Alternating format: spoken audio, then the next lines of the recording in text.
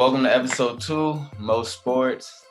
You have me, Tay here, B Black, and Daylan. And we ready to go. Today we're going to talk about the NCAA March Madness. I know a lot of people was distracted, of course, by COVID and plenty of other things going on at the time, but a few of us were still tuned in to the men's and to the women's. And we're going to talk about the women's today, of course, just to let y'all know, but we're still going to highlight Gonzaga's. I believed in Gonzaga. We're going to highlight Gonzaga. We're going to talk about the NBA. We're going to re-highlight who we have and our MVP predictions and all of that, and playoff predictions.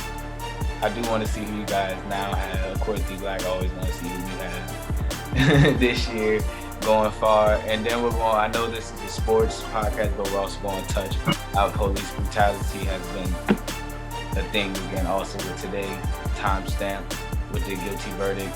We're going to highlight a couple of those things because a lot of the athletes also are in tune with it, so I feel like we should too. So D Black, you can go ahead and kick it off. All right, yeah, so let's get into the NCAA tournament. Let's talk about the women's first. So me personally, I've been following the women's game since probably about a decade now when I got out of high school, got into college. But I've been on and off with it, but let me tell y'all this. For like the last couple of years, especially this year, the NCAA women's tournament for the women's is low-key been better than the men's as far as like having the thrills and you know what I mean? And once, yeah, for real, like Ari McDonald, the point guard out of Arizona, she's made a really good impression on me. Like I'm really rooting for her. I'm gonna follow her. Shout out to her for getting drafted to the Atlanta Dream too at number 3. So she was crazy the whole tournament. Mm-hmm. Yeah. I'm not gonna lie, like I also follow the women's game a lot, but she was under the radar, I guess, for me. I guess because it's very hard for a lot of them to get highlighted with the media outlets we have right now for them. So I didn't find out about it until the beginning of the tournament. And everybody was like, "Yo, she's a problem. She's a dog." And I'm like, "Let me keep out in this 20 every night, guaranteed." I'm like, "Yo, she's a bucket." She's a bucket. Bonafide bucket, man. Yeah, she's tough. Like you said, I didn't know anything about, McDonald, but she came out and made a name for herself on the biggest stage. That's how you do it, If you didn't know, now you know.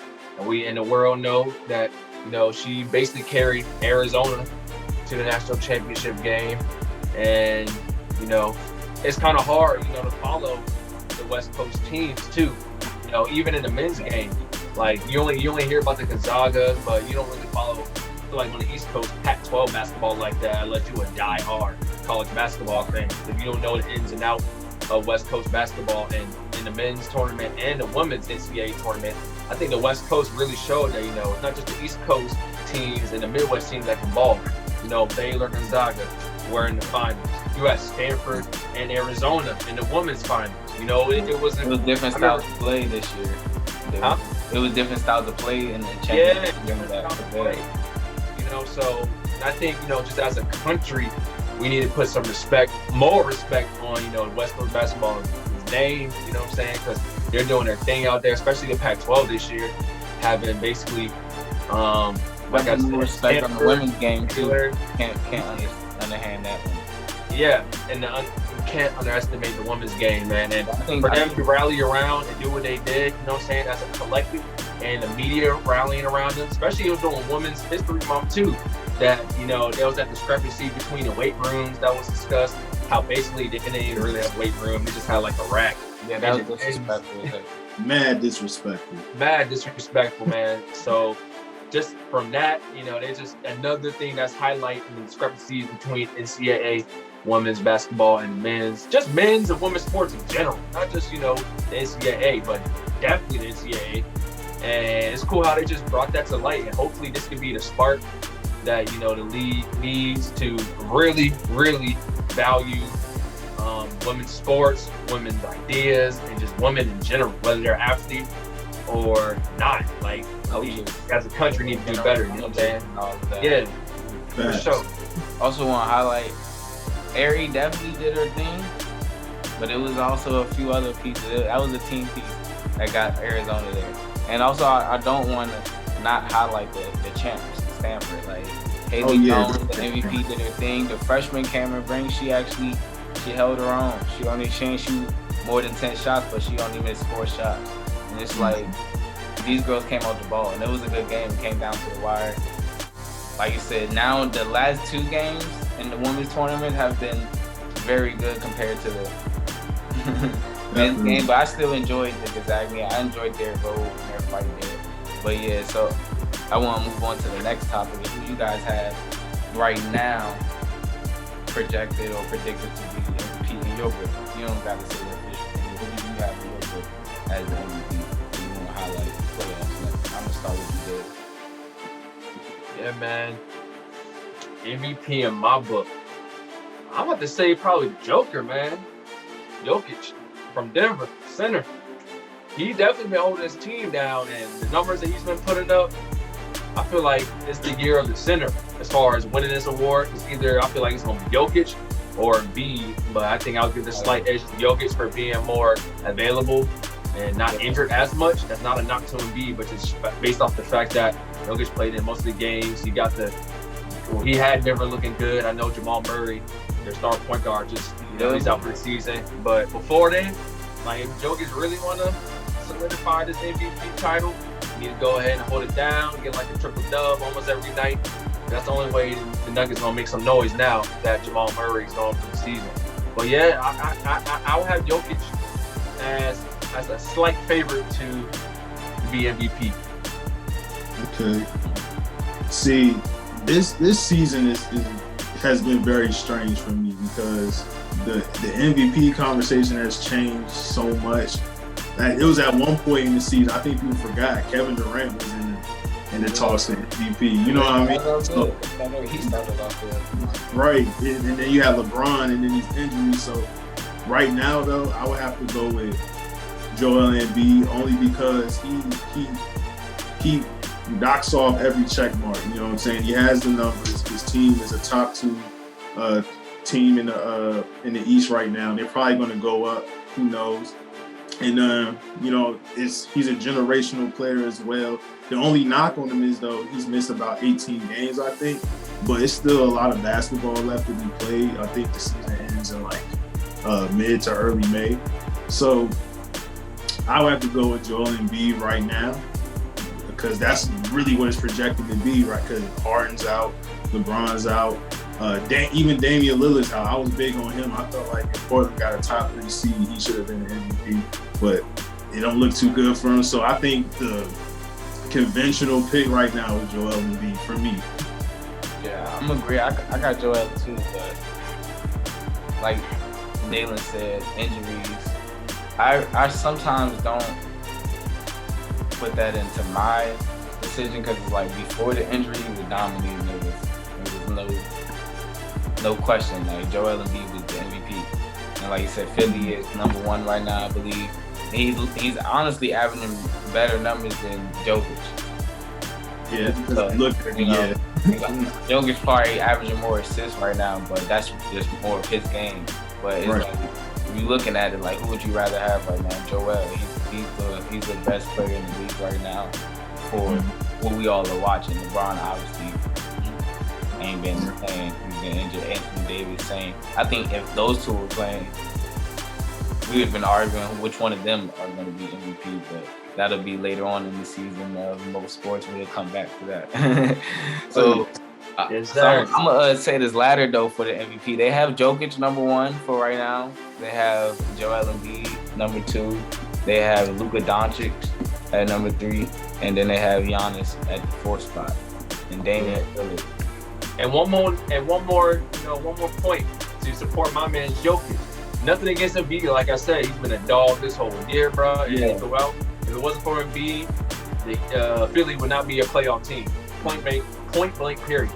But Jokic is playing in that wild west, and we know what the competition is like in the West. You just mentioned it. You know, you got the Jazz, who are, you know, number 1 seed right now. Whether you believe they're a playoff team or not in the regular season, they've been probably the best team in the West and battling to be potentially the best team in the whole league. It is still the Wild Wild West, but it's an injured Wild Wild West. So they're really not that wild. They're really not that wild right now, to be honest. It's wild. It is. But it's like in the East, it's picking up too. The East has been picking up too. They have the battle Harden out there, and James and Jordan put up numbers. Also, one thing, like Tavon touched on this a little bit too. I feel like you gotta give Embiid the edge because he obviously has the team record over him. But when we look at the numbers, the only real thing that sticks out is this playmaking, is the assist. Like Embiid kills him probably. If Embiid had the pass, maybe, you feel me? Or if Jokic he don't have Jamal Murray right now, so he's gonna have to pass less, I guess. He's gonna have to be more aggressive because his only other option is what Michael Porter Jr. And which he's becoming a great star into this league, but he's not there yet in the back end of the season. So it's going out. But Jokic is making. I see a lot of people big on Jokic though, so I wouldn't. I think Embiid is more deserving than the rest of them. I feel like he was going to turn out. Yeah, I'm saying like if it's either gonna be Jokic or Embiid, this is the year to do it because you know once LeBron, once KD, James Harden gets consistently healthy, when all these players get healthy in the regular season for next year, chance of Embiid winning it, chance of Jokic winning it, it's gonna be slim to none. I'm telling you right now. Once the big dogs come back, it's a wrap. So they need to lock it down this year. I agree. And by locking that down, they need to win they need to look like they're about to win the good old finals. So who do you guys have? I don't want to hear rankings or none of that, but who do you guys have? First four out, and your championship predictions. Okay, for me, here's all I got in the West, in the Western Conference Finals. I think people forgot about the Clippers. I think the Clippers is going to be in the Western Conference Finals. And you said, playoff beat. And I want to say, oh my boy, because AD, I read that AD is on the verge of coming back. And I have no doubt in my mind LeBron's going to come back and be LeBron. So I think if you're going to see the Clippers and Lakers Western Conference Finals like we imagined last year. And on the East, it's tough for me, but I think it's going to be the Sixers. And depending on how healthy KD and Harden look coming back, I got the Nets. But, you know what I'm saying, that's barring injury. But if they had these injuries and say KD's out, I feel like they can't win it all without KD. But that's just me. I think if you have Harden and Kyrie, that's not going to be enough. So it could be Milwaukee.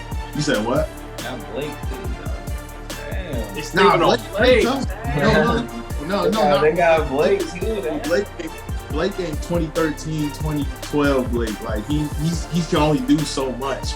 You know what I'm saying? Like when they match up against a team like the Sixers or a team like no longer have a big man.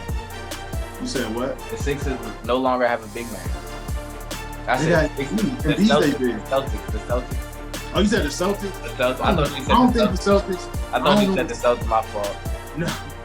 You know what I was going to say. I said if you get everything together, I think they're going to sneak up on people again if they get their team together, because I watched that game the other day when they played the Nets, and that I think people were really sleeping on that Dedmon sign that he just got, because Dedmon brings what they've been missing. They've been needing a big man to hold the pace down. And LaMarcus Aldridge, you know what I'm saying, was supposed to be the guy. And like, by the way, shout out to LaMarcus Aldridge. I'm glad he decided to make a decision for himself and retiring. You know what I'm saying? I hope he gets himself together for his family. But outside of that, I got either the Nets and the Sixers in the East, and it's going to be the two LA teams in the West. And to win it all, it's hard for me to say. I honestly can't even say right now. I got to see some more basketball, to be honest with you. But I'm going to lean toward the Lakers. That's what I'm going to go with. I think LeBron and them they're going to repeat. He didn't even say the Heat, y'all. No. Now, that's me being unbiased. If I'm being biased, I'm going to think the Heat going to win every game. That's just me. That's me being biased. They might do it. They might do it again. They might do it. You respect the All right. I'm gonna be slightly, go slightly against your list, man, for the sake of debate. But also, I sort of believe in it too. So coming out the West, definitely, I would say, man, I think it's gonna be a Clippers-Lakers Western Conference Finals. I feel like the Clippers learned their lesson last year. They're not going to choke away a 3-1 lead no matter who they're playing. So just the Clippers are looking good right now for the most part. If Paul George is healthy, Kawhi is healthy, it's going to be hard for any team to beat them, really. And then, of course, you can't sleep on LeBron and AD. They can literally carry a team to Western Conference Finals. Once they're back, as everybody knows, the Lakers are a totally different team. All they need to do now is just hold down the fort, stay relevant, and don't lose. Don't dip down to like that 8th seed or something to where they potentially have to play in. Just keep it in the middle, like 4 or 5 seed for the Lakers. And then until AD and LeBron get back, then they'll do the rest. Because them at a 4 to 5 seed as a sleeper team, they're gonna knock out. They could be a team that a lot of teams don't want to see. So Clippers, Lakers, Western Conference Finals, like it should have been last year, but better late than never. So Eastern Conference, I'm taking a chance on the Bucks. I feel like third time's a charm, man. They really put some pieces around Giannis, some shooters. They just got PJ Tucker. Chris Middleton been shooting. He's been a dog a little bit. Hopefully he can step it up more in the postseason. Giannis, I feel like the pressure's really on him. He got the big deal now, so he's locked into Milwaukee for the long term. So now that's not, on his memory. So if he really wants to take his game to the next level, he has to perform in the playoffs where it matters the most, and he has to be dominant. So I'm believing that he's going to do well. They got shooters around like PJ Tucker. They got more of these guards like DiVincenzo. They got a lot of these players and perimeter players. Even got DJ Holiday. Huh? Drew Holiday's the difference right there. Drew. Yeah, I was like, that didn't sound right. DJ Holiday. DJ Holiday, okay. Yeah, Justin Holiday. Bring him out DJ Holiday.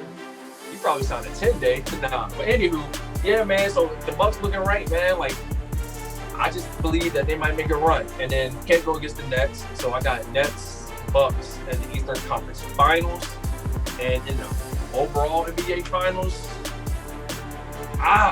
Lakers, Nets, and my winner would be the Nets, primarily because they should be healthy. Going off everybody being healthy, just one extra superstar on the Nets. When you have KD, Kyrie, and James compared to LeBron and AD, they just have one more difference maker who can really take a team to the next level. One person's off, the other two can take over, or somebody got the hot hand. KD got some chips under his belt, and Kyrie obviously he got the chips with LeBron, so he know how he plays and stuff like that. So it's kind of hard to see, like D Black said, who can definitively be the champ, but I'm going off everybody being healthy, and if everybody's healthy, Nets. And 7, I probably got the Nets, Lakers, Nets winning the 7. Okay. That would be a great one. Give the people what they want. I need the people, like, you know what I'm saying? Give the people what they want. That was a great statement you made about the Bucks. Because I wanted to throw you, I still have Giannis 3-peat for MVP. Okay. That's my dark horse MVP. He can win it. I have him on his back end just doing, I don't know. But playoff wise, again, I think he has that chip on his shoulder. He has the money now. He has point guard from Drew Holiday. He has PJ Tucker now, who has, if you look before, Giannis was everything for the Bucks, even the bully. Mm-hmm. Now he had to guard everybody too. Now you got, and then the guy that had to take the punches and had to throw out the punches. So now you have PJ Tucker, who's that type of guy in the league that doesn't take money. So it's like he has more pieces around him than he did before, and he has, I think, does he still have Kyle Cole? They don't have Kyle no more. He ain't been playing like that. Yeah, you feel me? Either way, they're shooting better, and Drew Holiday's a better shooter. I would say in today's game, a better shooter than Kyle. I'd rather have the pieces he has now than he has before. I think the Bucks are going to get there over the Nets. I can see that. Drew Holiday is a top tier defender. Now we all know Kyrie is great and James Harden is great. ball handler. Drew Holiday is a top tier defender and a great point guard. And then you have Giannis who now just can either post up or you just run through the lane like everybody says easily. So Tay, you say you got the Bucks over the Nets going to the finals. yeah, 7. And then you got the Lakers over there going to the Clippers. Paul George is gonna have probably one of the best players he had since. He has to. He has I'm to. calling it. Like I feel it. Like I believe in Paul George, but I hate the hate. Especially when it comes to playoffs. He's gonna have the best playoffs he's had. Playoff P, you think he's gonna pull up? He's He gonna has to, man. His talent demands that. Like he has to. They're gonna take the Lakers to 7, and LeBron's just gonna do LeBron's thing. And then I can't call it who's gonna win against LeBron and the Bucks. I can't call it. I can't. That's gonna be a fun game. Even if the Bucks don't get there in the Nets, I still can't call it. That's gonna be a fun game with the Lakers. Yeah, it really is hard. Because the thing is, a lot of these players, like for example, the Nets. I think I seen the other day that Kyrie, KD, and James Harden haven't even played 10 games together yet. So I really don't know how they're going to look when they play. You know what I mean? And then same thing with the Lakers. Like they got chemistry, but it's just like you got to think how LeBron and AD going to look coming back off of injuries, and you know what I'm saying. So the sneak in there. If they're gonna have time and they get like a higher ranking or a high seed, then they good. They're gonna play with low level. Yeah, of course. The Lakers are, they're well. Yeah, my bad, bro. The Lakers they're a well-oiled machine though. They haven't really differed too much in their like rotational pieces from last year. I know they have like Marcus Gasol now. But he's not really getting no tick. And they just added Drummond, so that's a big difference to help out AD. So if AD is hurt, you still got a dude that can get you 20 and 15 in his sleep in Drummond. At least 15 rebounds tonight, just off rip, easy. So it's going to be challenging for anybody that's trying to beat the Lakers in the West, just based off the fact that they got a big 3 now: Drummond, Davis, LeBron. They're just big, and they're big in size. Kuzma's big. You got Caldwell Pope. He's playing really well lately as a guard. He's improved his shooting this year. So I got to give some love to him because I know he's been catching some slack in recent years with the Lakers and stuff. But he really caught on in that finals and carried that over to this year. So like you said, man, it's gonna be tough. I just hope everybody's healthy so we can really see what's what and get your popcorn ready, because I feel like this NBA Finals is going to have some twists and turns, and not NBA Finals, but playoffs is going to have some twists and turns. It's going to be a wild, fun playoff, but I want to transition to the last topic of the day. Last topic of this episode. So earlier today, after 10 hours, they announced the verdict on the George Floyd case. Now we all know it was called good on all 3 counts, but we were still going to kick it sports-wise. Like, how do you think that affects the athletes that speak out? Like, do you think the owners are upset when they speak out against it? Do you think the coaches still might have think it's a distraction in the locker room and they focusing on that? Like, do you think the athletes are having to be desensitized way quicker than we are to this because they have to go out and entertain?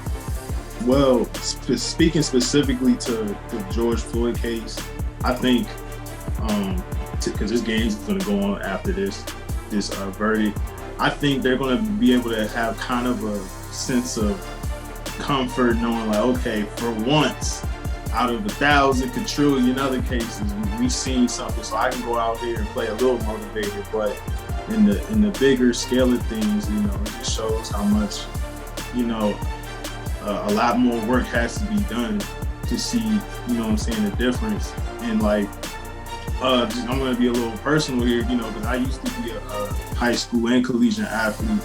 And I remember still playing basketball when Tavon Martin happened and Mike Brown and all these other cases years ago that happened. I had different coaches, I know different teams during that time. I just remember the conversations I would have with my teammates and, even conversations I tried to have, with certain coaches.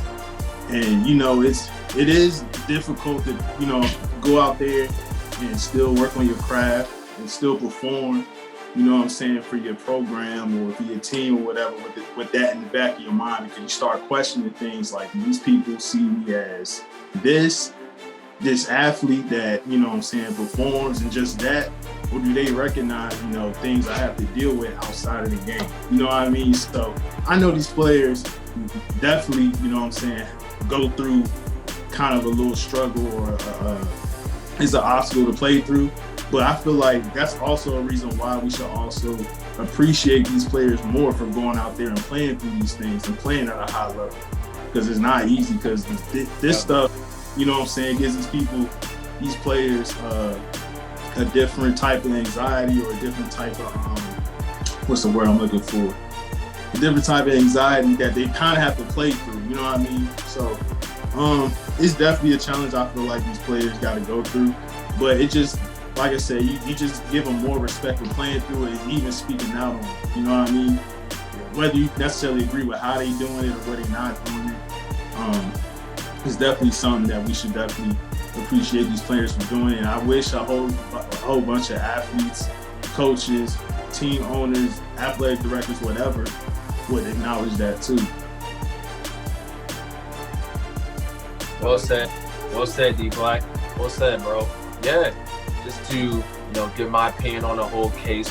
Like D Black said, as a country, we still have a long way to go. This is obviously the first step, and in the thousands of other cases, we didn't have a verdict come down to something like this, as far as the officer being charged with murder, second degree, and then the manslaughter and stuff like that. So it's a great day to celebrate, but also we still got more work to do. So I already know, as far as the athletes, it's probably hard on them as well, because this is a day where it's like, okay, like me speaking out, their voice matters, and the people that look up to me, their voice matters. So being an athlete, I can only imagine how hard it is to, you have to give 110% of your craft every day.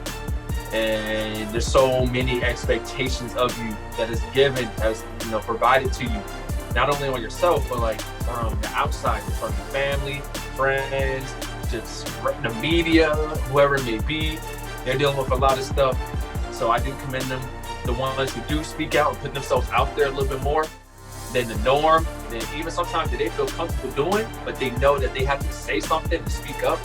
And I'm pretty sure it's hard at times to, find the right way to say things, because they're under such a microscope. And it's like, man, they can be scrutinized for saying things one way or another. But for them, for them to feel comfortable in their own way, in their heart, to speak out on these racial injustices, just openly speak out and say, hey, I'm no different than George Floyd. I'm a black man. This could easily be me.